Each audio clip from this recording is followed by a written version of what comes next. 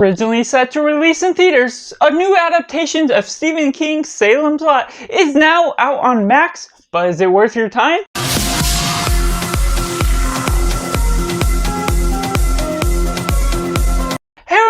Welcome Cinema, where we focus on a film. I'm Josh, this is Simply Cinema. Let me know down in the comments below. Have you seen Salem's Lot? Do you like it? Do you not like it? Or is it somewhere right in the middle?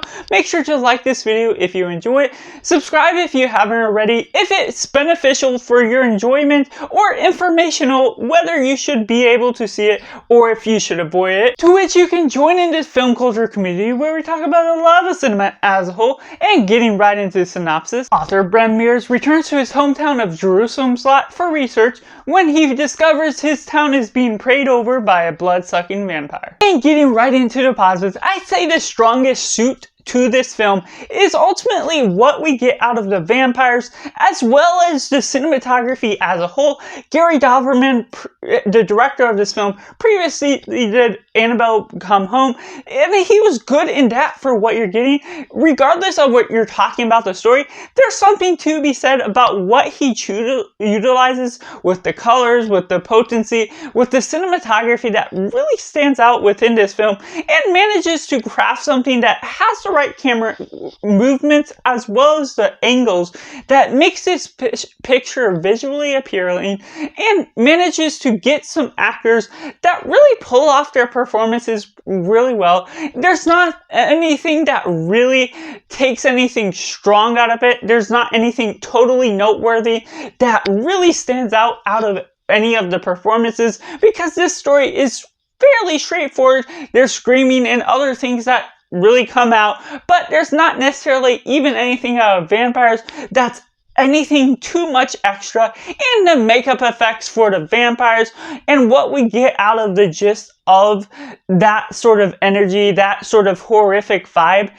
does work effectively. And if you're not as much a fan of what we got out of Salem's Lot from the miniseries, or if you're just not familiar with the story at all, it's about this writer going about and being able to discover all these things happening and investigating certain ideas. There is a mystery vibe that does elevate the experience a little bit, and there's a lot more vampires within this one than we got in the previous miniseries, the original miniseries. I still have to check out the 2005 miniseries, but regardless, what we get out of this, there's a lot more vampire action that can be more compelling depending on what you're asking of the story. And so just what we get out of the cinematography, the acting, and just the whole works as a whole can pull you in a little bit at the end. And going into the mixed elements, there is something to be said about this story.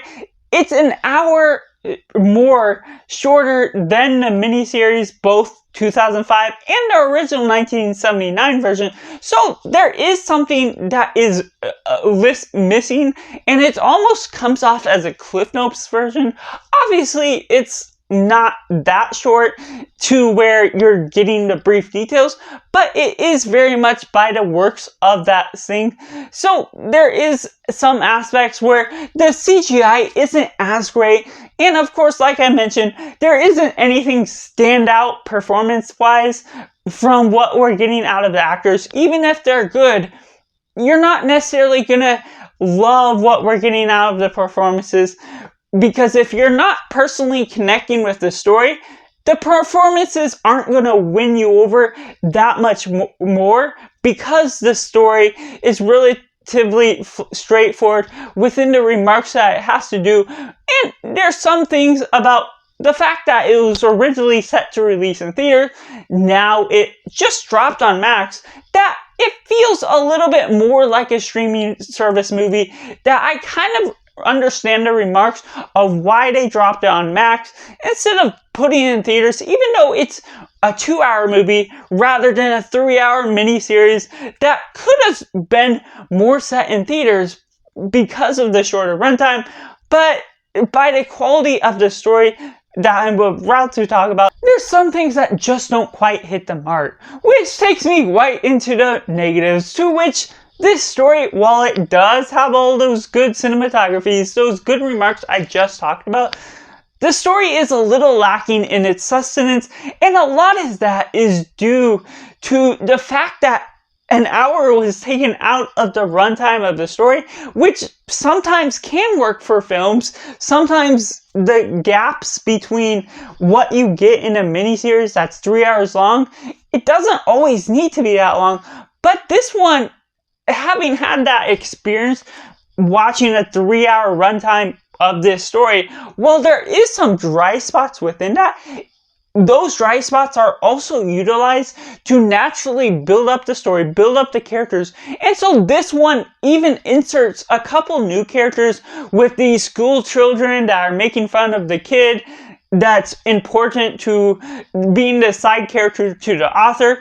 And those bullies of sorts are a Stephen King trope that we've seen before, but aren't utilized to its fullest, because once you get that one scene, they aren't seen anytime after, not even as a revenge thing, seeing those kids become vampires and have to fight off that kid once more. And so there's some things that trip up along the way, and there's some things with its CGI or other parts with its story that feel underdeveloped, and because we're not getting any standout performances, it can't sell the film anymore from being what it is. And while it does have the tropes, some things that follow along the lines of the same type of story, while also taking creative liberties to tell its own form of the story, but little twists and turns. You can't get too creative because you're not changing any of the vampire rules,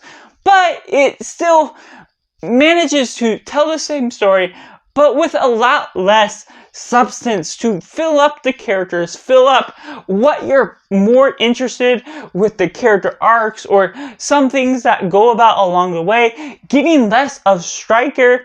And that really takes a toll on Stryker's character as the side component to what we get out of Barrow, the main vampire, which can take a lot out of what you're ultimately getting from the film as a whole, because he becomes an important component to what we get out of the story, having not read the book, but still knowing what the story is all about.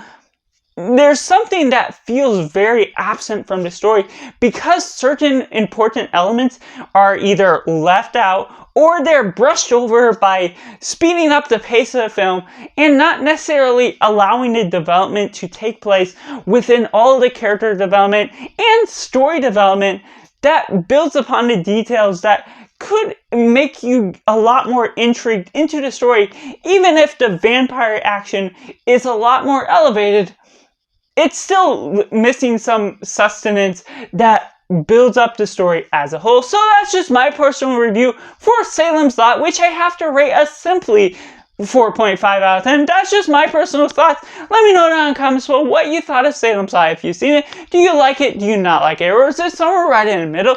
Or if you're waiting for this review to help you decide if you're going to see it or not, make sure to like this video if you enjoy it. Subscribe if you haven't already to join in film culture community where we talk about the love of cinema as a whole. So that's just all, and make sure to do yourself a favor and go watch a movie.